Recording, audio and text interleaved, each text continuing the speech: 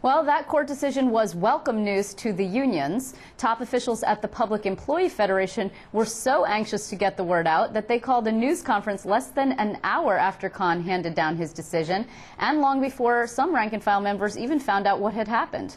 Joining me now to talk about this ruling is the president of PEF, Ken Brynien. Thanks for your time. Glad to be here tonight. So it's a good day for you.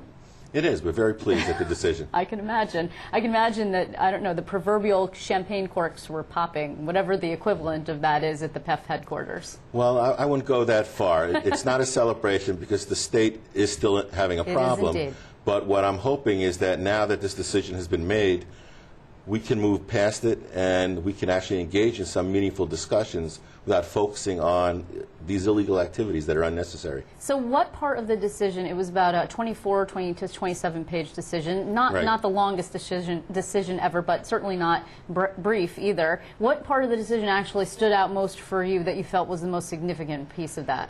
There was a particular statement that the judge made, and I want to just preface it by saying for at least 6 months we've been giving the governor a host of ideas of ways to save money, whether it was reducing overtime, reducing duplication, stopping use of excessively high-priced consultants, a variety of things. And we thought those were better ways than just cutting the workforce or taking money out of the workers' pockets.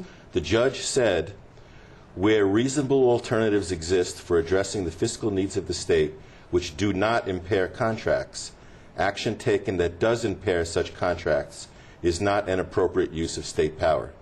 The judge said, if you've got choices to make, then the choice you should not make is to breach a contract and hurt people. You have better choices to make, and he said start making them. So actually the main takeaway from this decision is the sanctity of the contract. That's pretty much what the whole thrust of the decision was. That's correct. The governor actually had a couple of interviews aside from what we heard him say here. He had a radio interview this morning from New York City, and then another interview, I think, on another public radio station. He said a couple of interesting things. One was he wanted to stop hearing your suggestions because he thinks they're either A, illegal, or B, the consultant thing, I think he said specifically, would only increase your power because there would be more state workers and therefore you'd have more dues from them and more power and more money to do what it is you will with. And then he also said that people during the Depression would have loved furloughs. They would have jumped at the chance for furloughs so they could have preserved their jobs. What is your reaction to those kinds of statements? Well, I have two things. First of all, during the Depression, I don't think the government was trying to take money away from middle-class taxpayers or poor people to provide assistance to racetracks. You know, there was a real crisis, there was no money, and they were trying to do what they had to do. No, they created the WPA, or public works to give people jobs. Right. And that's basically what the judge said. He said, if you have no alternative, that's one thing. But if you do have alternatives that are not going to hurt people, you need to do those first, which is what we've been saying all along. Regarding the consultants, we've never said you have to hire state employees as replacement of consultants. What we have said is, look at each contract that you have and make an independent decision. Is this in the best interest of the state or not? Is it cost effective or not? If it is, use a consultant. If it's not, use somebody cheaper. And we think about 90% of the time just hiring a state worker is going to be cheaper. But I'm not making that decision. They should just review all contracts and make that decision. Okay, so one of the other things that he said is instead of appealing this decision, because, I mean, really, the Senate passed a resolution saying, well, we believe this is unconstitutional, before they then passed the budget extenders that included the furlough, because as I'm sure viewers will recall, the governor set it up so the legislature was really between a rock and a hard place. It was either shut down the government or approve the furloughs, which they didn't want to do to anger the unions and do something that they thought was illegal. The Assembly Speaker said the same thing. Now he's going to ask again for a 5-day pay lag, and your reaction to that is no.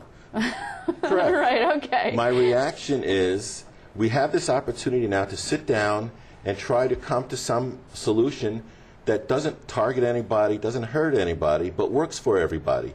And for the governor to come back to the table and say, okay, if you're not giving it to me out of your left pocket, I want it out of your right pocket. He's not honestly trying to sit down and find a solution. But historically speaking, the unions have done that before. Didn't they, during the Cuomo administration, Cuomo 1, Mario administration, didn't they agree to some kind of givebacks along the same vein? What ended up happening long ago was the state was trying to impose a lag pay, and the union sued, and then there was discussion following that suit, and it got settled out of court, where the state did have the ability to implement a lag pay, but the unions got things in terms of additional leave time and other stuff. So well, there was a trade. Okay, well, why not trade this time around, too? Nobody's offering any trade. I see. What we're being told is this is what we want from you. So they're not saying to you, okay, in exchange for the lag, we would give you, I don't know, more time off or more. They also passed an early retirement incentive. I mean, what's the feeling about that? They did, and that's a good step, and I want to thank the legislature for doing that. The governor still has to sign it, but since it was his bill, I'm assuming he will. Right. The problem with the past early retirement incentives, or the buyout, as they were calling it last year, was the governor said, I want this to be offered. His managers did not offer it. We gave the governor a list of over 1,000 names of people who would take it that day if they were offered it.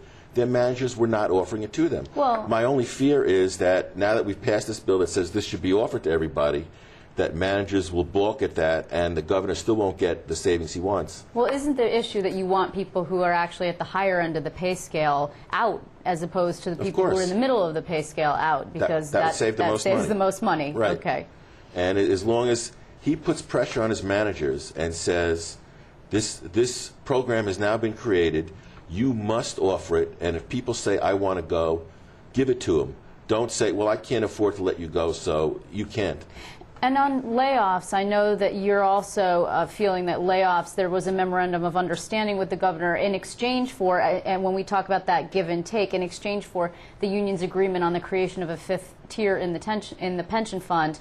You don't believe that that's a legally binding document that you don't believe is breakable. The governor has some other ideas about that. That's correct. It is legally binding. He never signs personally any contracts, but his designee signed that agreement with us, and in exchange, what that Tier 5 did, according to the governor, was save the state $440 million in the first 2 years, meaning last year and this year, right, and will save $35 billion over the next 30 years. If $35 billion isn't enough, I don't know what more he wants from us. We did pretty good by him last year. Let me ask you before I let you go, just on a political note, you were at the Democratic Convention in Rye Brook, and you heard Andrew Cuomo's speech. Yes. One aspect of his speech is a call for the freezing of public employee wages. And I've subsequently seen quotes from you saying, well, there's a possible acceptance of that if there's something that's a trade, again, this give and take. Is that actually something you think the unions could live with? My earlier comments weren't specifically saying yes or no. What I was trying to get across was that if the Governor Cuomo, whoever it is, truly wants to freeze wages, if he freezes them for everybody, if every consultant that gets paid by the state of New York has their wages frozen, if all the legislature and the judiciary branches have their wages frozen, every vendor that has business with the state that says, I'll get paid $2 million this year and $2.5 million next year, if the governor says, well, what you will get next year, we're freezing. You're going to get the same this year as you have been because we can't afford the increase. If it applies to everybody, then maybe we can live with that. The problem will be is if he says state workers won't get an increase, but everyone else we do business will get the increase, then there will be a big problem. Well, actually, he's intoning quite a fiscally conservative message. I mean, I haven't heard him say specifically one way or another to what you're speaking of, but I'd be surprised if actually he starts giving away the store across the board and only putting everything on the backs of the employee unions. But of course, we'll see. We have a huge campaign to get through yet. So, but the reason I raise it, if I get just another minute, Governor Patterson had said, we're going to cut overtime, right, as one, and that was something we had recommended as one possible way to save money. So a number of his agencies told state employees, all right, no more overtime in this office. But we're being told consultants will still be continuing to get overtime. With the furlough plan, some offices said we'll be closed on Fridays just to make it easier, but only state employees can come in. The offices would still be open, so consultants could come in and work. That doesn't apply to everybody. What I'm saying is if you're going to do something, has to be everybody. Otherwise, we're not going to go for it. Well, we shall see what transpires, and certainly the fight is not over. And Ken Brynien, I want to thank you for coming in this evening to discuss the whole the court decision with us. Thanks very much. Thank you. Anytime. Thanks. Also at the Capitol today, lawmakers wrapped up a marathon session that resulted in the passage of 2 key bills.